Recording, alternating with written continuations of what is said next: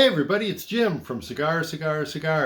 And what we're going to do today is look at four pretty commonly used terms in the cigar business, but we're going to take a deep dive into these. You probably already know sort of what they are, but I bet you're going to learn some new stuff. So let's take a look. The first term is priming.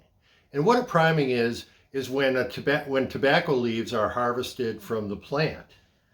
And it's really based on the whole idea of primings is based on the idea from working from the bottom of the plant to the top of the plant. And they don't pick all the leaves at once. They start with the bottom ones and then work their way up. Generally, there are about 6 primings needed to harvest all the tobacco leaves from a particular plant. And why primings are important is the lower leaves, which are picked first. Number one, they don't get as much sunlight. And secondly, we're picking them a little bit earlier and leaving the other leaves on longer. Those are the leaves that you'd find in a mild to medium smoke. On the other hand, the very top leaves are in the sun a very long time and aren't shaded at all, and therefore absorb a lot of the energy from the sunlight and become bolder and thicker and stronger. There are 4 main levels of priming. Let's start from the bottom. Velato are the lowest leaves. Seco are the second lowest, Viso are the third lowest, and then the top would be Ligero. There are some tobacco plants that have Corona leaves, and some that even have Corona and Medio Tiempo leaves on the top. Those are very strong, and they're pretty rare leaves. Next, let's talk about Puros. And being a Puro cigar simply means all of the tobacco in that cigar is from the same country. So the wrapper, the binder, and all of the filler is from one country.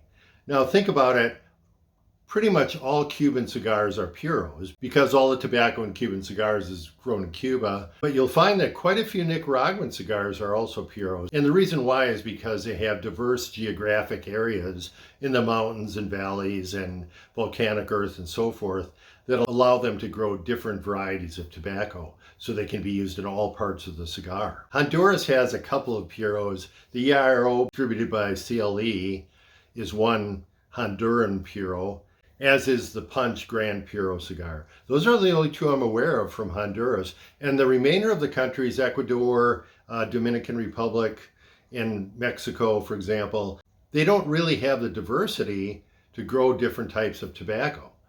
Mexico tends to be very much known for wrappers, and Dominican Republic, well, they have great fillers and great binders, have a very difficult time growing wrappers in the Dominican Republic that are of high enough quality tobacco to be wrappers.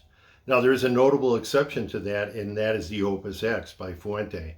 Fuente has some very, very secretive farms in the Dominican Republic where they grow wrappers specifically for the Opus X cigars. So the Opus X cigars are pretty much one-of-a-kind Dominican Puro. Let's talk about Candela. And Candela is a certain kind of wrapper, which is unique because it has, unlike a brown color or tan color in cigars that we're used to seeing today, it actually has sort of a pale green color. And there's a reason for that. When Candela is harvested, instead of going through a 30 to 45 day curing process and relatively low temperatures, 80, 90 degrees, something like that, for tobaccos that would form a tan or a brown cigar, Candelas are actually cured very rapidly in a matter of just a few days. But they do it at a high temperature, up to 130 degrees. And so what that high temperature does is it cures the tobacco very fast and also locks in the chlorophyll, which chlorophyll being what gives it the green color. So that's how Candelas are made, a little bit different. They're generally very mild compared to other cigars. In fact, back in the day, in the 50s and up to the mid 60s in the US, Candelas were the primary wrapper tobacco. You know, we talk about on other videos, I've talked about JFK, and he had a penchant for Cuban cigars. It's said that a lot of those Cuban cigars he smoked were Candela wrappers. Candelas were so popular in the 50s and 60s that there actually is a term called American market selection that was used in the cigar business. An American market selection meant a Candela wrapper. On the other hand, there was English market selection, which were the cigars that were sold in Europe and most of the other countries around the world that used the traditional brown tobacco. They were superseded by Connecticut Shade wrappers Those became very popular and the choice for milder cigars among cigar smokers in the US. If you're interested in trying Candela, there's several brands around. Just take a look. Candela cigars are sometimes called double claro cigars. And you can get them through a lot of places in the US now make Candelas. They've kind of had a little bit of a resurgence. And again, they're very mild, kind of a grassy taste, but they're worth trying if you haven't had one before. Last but not least, let's talk about tunneling. Tunneling is when a portion of the filler burns faster than the wrapper and almost makes what looks like somebody drilled a hole in the lit end of the cigar. And it isn't very common, and we'll talk about that a little bit later. But I've done some research in terms of what causes tunneling, and to be honest with you, it's a little bit frustrating. Some sources blame construction of the cigar. For example, the binder having a wrinkle in it that doubles over and therefore burns slower.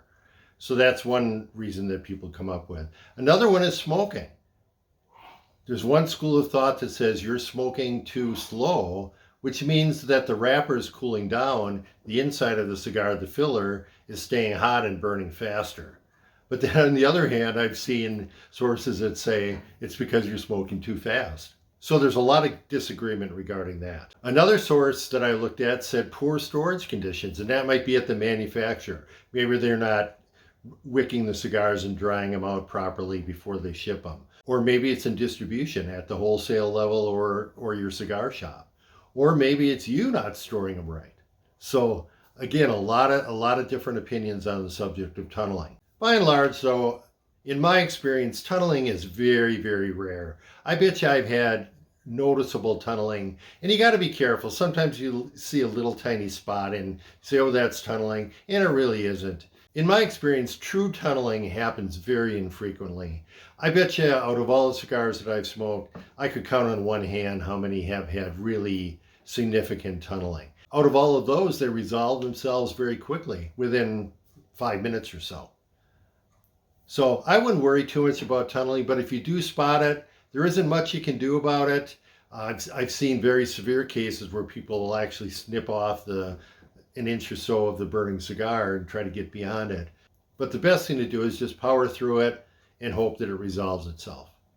All right, I hope you enjoyed these terms and a kind of a deep dive into them. Hope you learned something, and I will see you next time from Cigars, Cigars, Cigars.